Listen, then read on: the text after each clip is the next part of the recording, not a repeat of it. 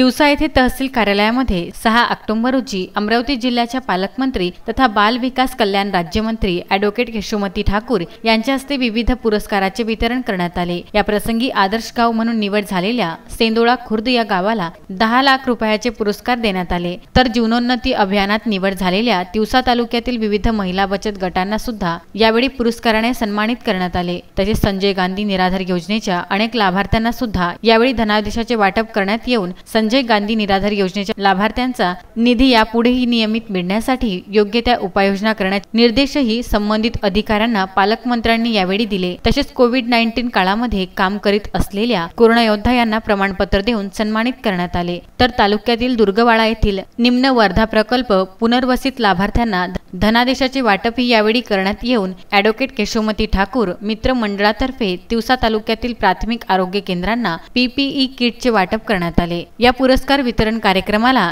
जिल्हा परिषद सभापती पुष्पा आमले, तिवसा नगर पंचायतचे नगराध्यक्ष वैभव वानखडे, पंचायत समिती सभापती शीला हांडे, उपविभागीय अधिकारी नरेंद्र फुलझेले, तहसीलदार वैभव फरतारे, मुख्य अधिकारी पल्लवी सोटे, गटविकास अधिकारी चेतन जाधव, तालुका आरोग्य अधिकारी ज्योत्स्ना पोटपिठे यांच्यासह अनेक अधिकारी व मान्यवर उपस्थित होते। रामचंद्र मुंदाने, विदर्भ न्यूज, तिवसा।